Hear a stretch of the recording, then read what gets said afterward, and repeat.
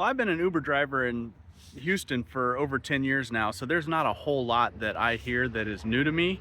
But last night, I heard something new. Um, it involves a overzealous Uber driver, so it was a story from a rider, not the other way around.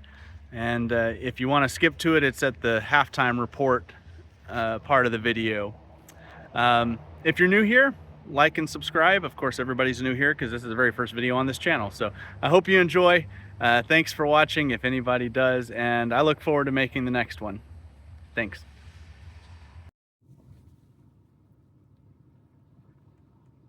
So it's about 9 o'clock on a Sunday evening. I do have to work tomorrow, so I won't be out long, but I did want to put in a few hours at least driving tonight. I woke up late this morning and spent some time with my dad and stepmom for her birthday, and just got home. Not quite ready to go to bed, so I'm going to go try to make a little bit of money, and I will be back to recap in a bit, and if anything interesting happens while I'm driving, I will let you know. So let's go make some money. All right, halftime report. I've been driving for about 2 hours, and I started off with both Lyft and Uber like I normally do, and Uber, like normal, sent me the first ride, and so I started on Uber, and Uber was back to back to back to back. I had 4 rides in the last 2 hours, and never got off of Uber to drive with Lyft. And in fact, after the third ride, after the third ride, I switched it to just Comfort and XL, and immediately caught a Comfort ride. So that was good. Made $55, including one tip for $5, which is really nice. Two of the rides were very quiet, and 2 of them were interesting. One couple I picked up at a bar, they were a bit tipsy, so props to them for getting an Uber home. But the young lady, man, she looked like a kid. She looked like she could be more than 12 years old. I'm like, well, why are they letting minors in this bar now? But no, they were a couple. She was actually 24. And the guy told a story that a month ago they got an Uber from the bar, and the lady was actually so drunk that she fell on her face before getting into the Uber, and so the Uber driver asked for her ID. And Uber does a really good job of training. If you choose to watch the videos and read the articles, but training to look for things like human trafficking and child exploitation and stuff like that. And so this Uber driver, maybe a little overzealously, asked for her ID, and according to the guy, was really suspicious, and thought it was dubious, and made comments along those lines. And no problem. But the woman showed her ID and said, "Look, this is my guy. They're a couple. They live in the same place and everything." And even got home and said, "Look, that's my car." And they didn't think anything of it until cops knocked on the guy's door in the middle of the night and insisted on a welfare check because they had received a call, and the guy knew where the call came from. And so the cops actually had him at gunpoint, he said, in his living room, and said they were going to check on the woman, asked where she was and everything. And the guy said she was upstairs asleep. And the cops insisted on going up there and checking on him. And the guy staying in the living room, the guy's like, look, what she's naked, and that's inappropriate, and all that stuff. And apparently the cops were really jerks about it. They checked on her. She was obviously fine. And they left, and the guy had asked for a report number or whatever. He was ticked off at it. So that was interesting. Hadn't heard that one before. I can see where the Uber driver was coming from, certainly, because the woman looked so young. And again, props to her for being vigilant. But Yeah, I hadn't heard that before. And then the other one really warmed my heart. Actually, this was the comfort ride. The last ride I took, gentleman from Vietnam here on a student visa, has two young kids here with him, and we'll call him George. And George is talking about his home, Vietnam, how beautiful it is, how much he likes living here.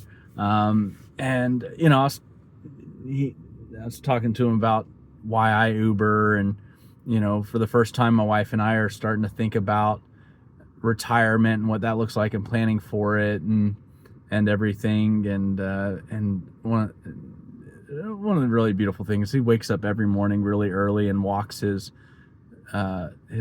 daughter, his 6-year-old, to school every morning and all that. And he said, he's jealous of me for being so close, and my kids almost all grown and out of the house and stuff. I'm like, hold up, buddy.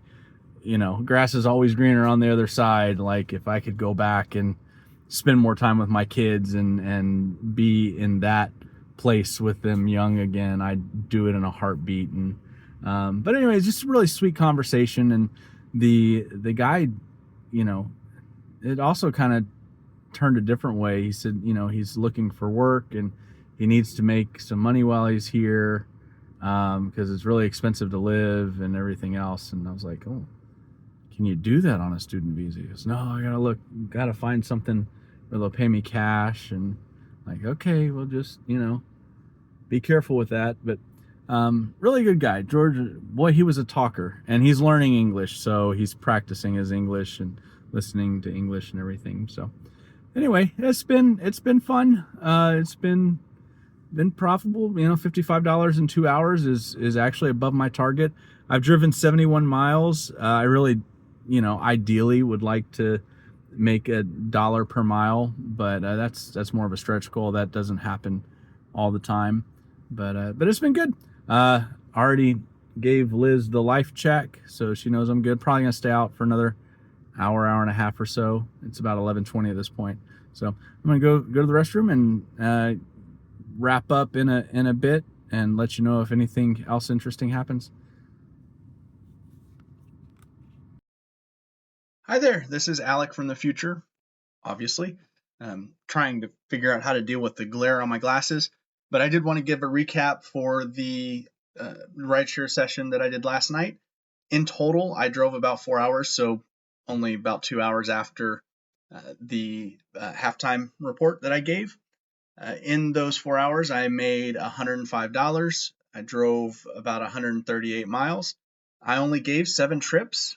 Only one of those trips was a premium trip. It was a comfort trip on Uber. And in fact, only one of the 7 trips was a Lyft trip at all. So Uber kept me busy last night. Out of that $105, I did spend $44 on gas so that Liz had a full tank this morning when she left for work. And I did spend $19 at the convenience store. So just on what I spent Ubering, I brought home about $40.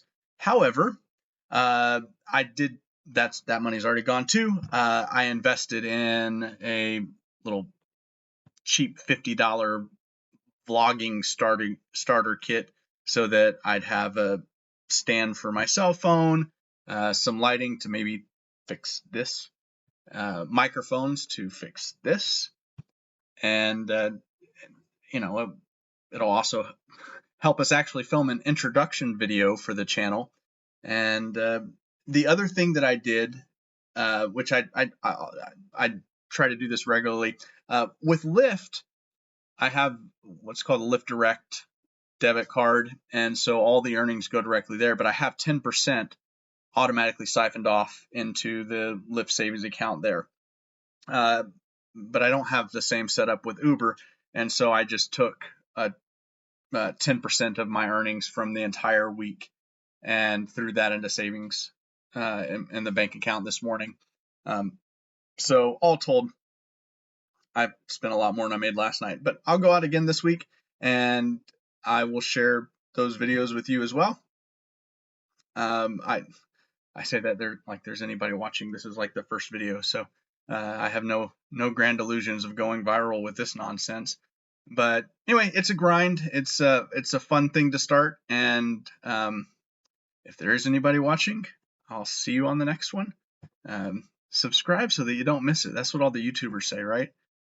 Anyway, thanks for watching, anyone who does catch this, and I look forward to making the next one. Bye.